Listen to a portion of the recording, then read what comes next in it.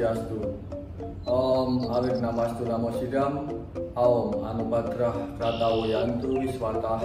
Semoga pikiran yang baik datang dari segala penjuru. Bertemu kembali dengan Pak Eko, anak-anakku yang saya banggakan dan Pak Eko cintai.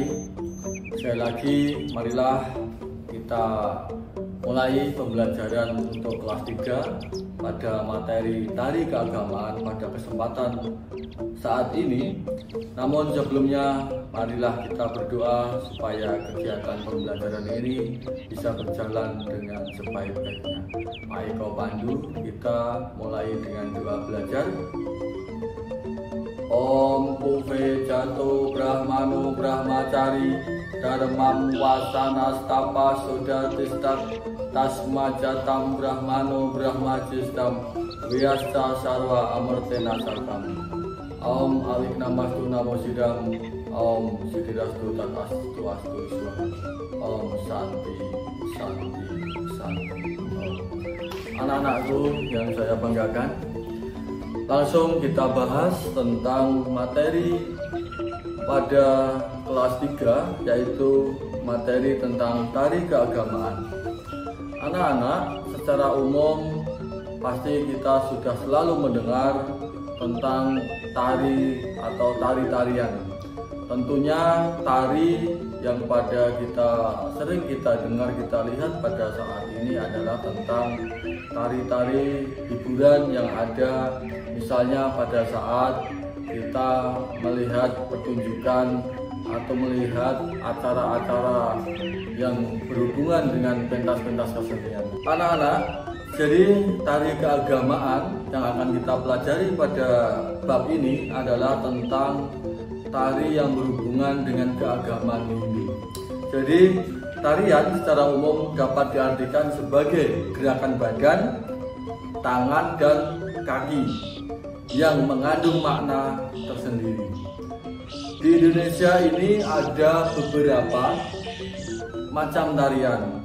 Ini menjadikan Indonesia kaya dengan seni dan budaya. Tentunya anak-anak yang saya banggakan, agama Hindu memiliki budaya yang sangat adiluhung. Jadi agama kita itu dekat sekali dengan budaya, bahkan selalu beriringan. Maka dari itu, dalam kesempatan-kesempatan tertentu, di dalam perayaan-perayaan keagamaan, pasti tidak lepas dari pertunjukan seni tari, seni kegitungan. Namun akan kita bahas kesempatan ini adalah tentang seni tari.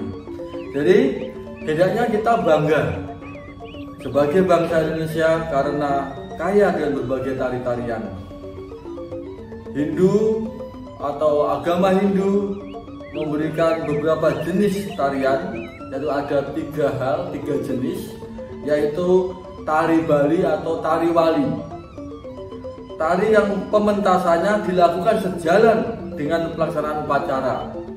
Tarian ini mengandung simbolis religius, jadi memiliki simbol religi. Karena tarian tari Wali ini memang dipentaskan pada saat upacara keagamaan yang kita laksanakan atau umat Hindu laksanakan. Contohnya adalah kalau di Bali ada tari rejang, tari pendet, tari sangyang, dan lain-lainnya. Umum kita lihat di Jawa pada saat Tiogalan Pura secara sederhana. Juga ditampilkan yang sering kita lihat adalah tari gambyong. Nah, karena di Jawa kita melihat tari yang paling mendekati untuk sebagai simbol religius pada saat melaksanakan upacara adalah tari gambyong. Nah, berikutnya adalah tari bebali. Adalah tari yang pementasannya menunjang jalannya upacara sebagai sarana pengiring. Tarian ini dipentaskan bersamaan dengan upacara yang sedang berlangsung. Jadi upacara berlangsung, nanti ada tari-tarian seperti ini, yaitu disebut dengan tari bebali, ya, tari bebali. Tari Bali-Balihan, nah, ada tari Bali-Balihan. ini memang nanti yang dibahas konteks lebih banyak tentang tari-tari keagamaan yang ada di Bali.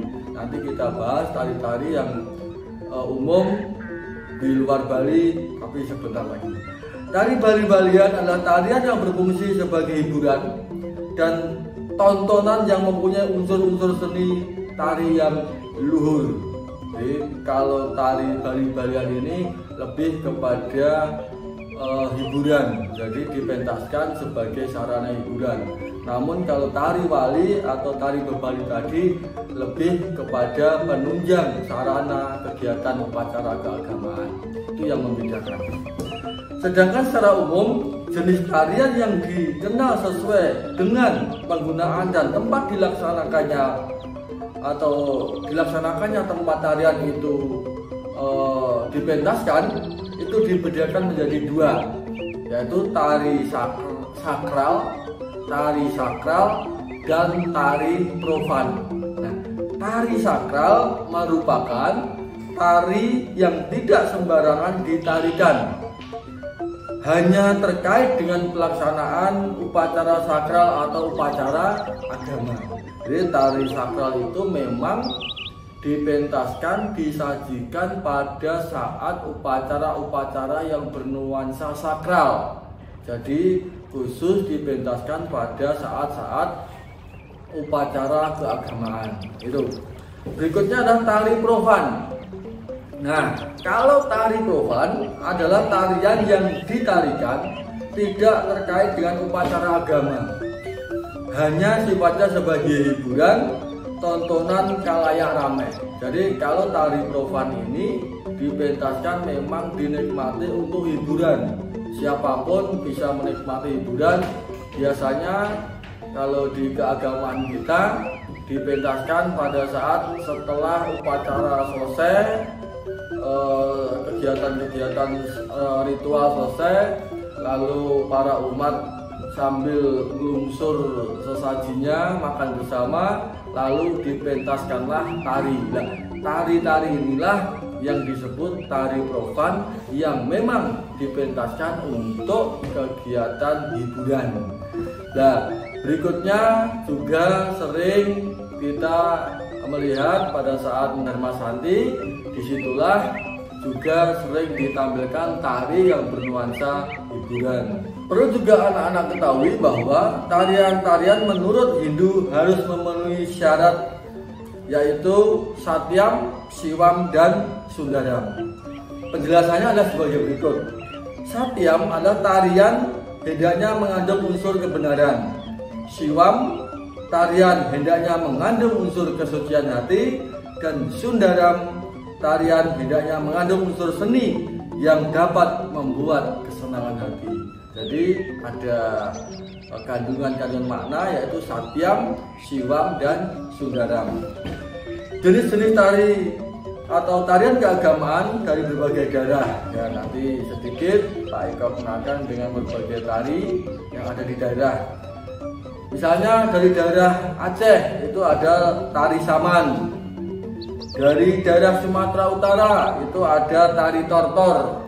Yogyakarta itu ada tari Serimpi atau tari Bedoyo Semang. Lalu dari Jawa Timur yang sangat terkenal yaitu tari Reog. Tari Bali yang sangat terkenal selalu dinikmati oleh para turis yaitu tari Kecak. Anak-anak, itu tadi adalah salah satu jenis tarian-tarian dari berbagai daerah yang memiliki ciri khas tersendiri. Anak-anak, berikutnya kita akan sedikit membahas tentang materi tari yang sakral. Tari sakral.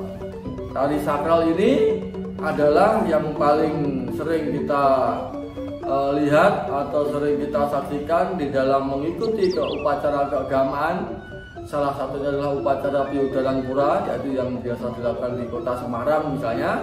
Itu di dalam mengiringi upacara itu maka ada yaitu disebut tari Rejang Dewa.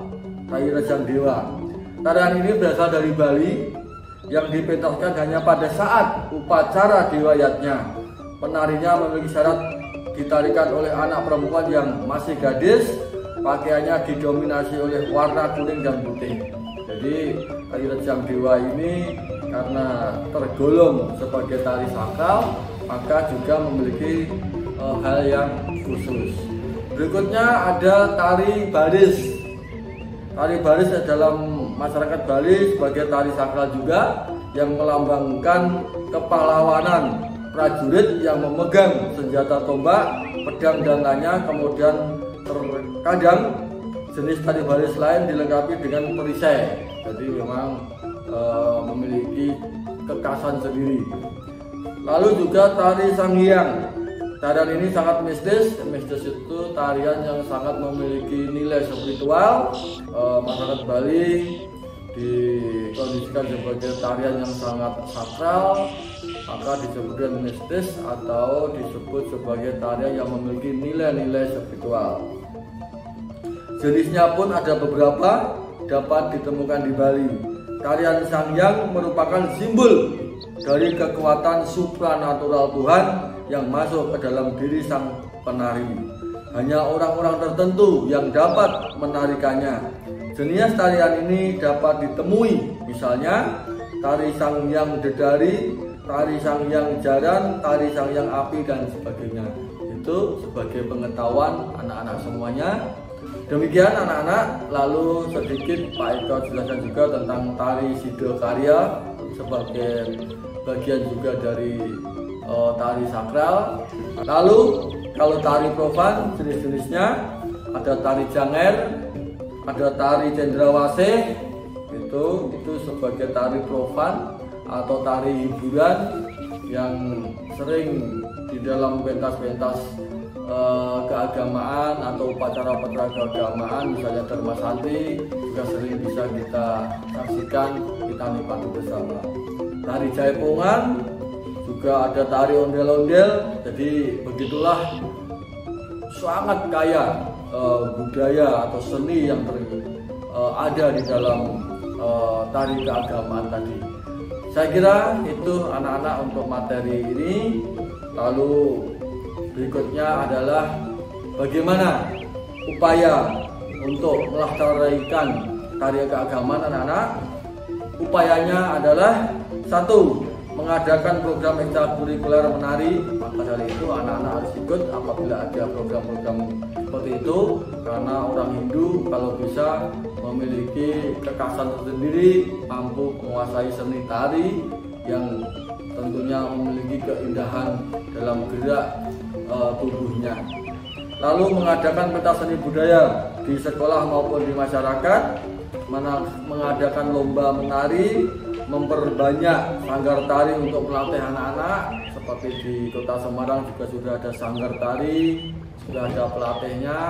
Silakan anak-anak bisa ikut untuk belajar bersama-sama supaya suatu ketika bisa beriatnya atau berpunya dengan ikut menari. Lalu menumbuhkan kecintaan terhadap budaya leluhur. Demikian anak-anakku yang sangat Pak Eko banggakan dan Pak Eko cintai untuk materi keagamaan atau materi tari keagamaan pada kesempatan ini. Semoga bermanfaat. Sekali lagi, tetap patuhi protokol kesehatan anak-anak, selalu berdoa, selalu menjaga kesehatan, belajar yang rajin dan hormati orang tua. Pak Eko akhiri dengan puja para Masanti. Sekali lagi semoga bermanfaat dan semoga damai di hati, damai di dunia, dan damai untuk selama-lamanya. Om Santi, Santi, Santi. Oh, terima kasih.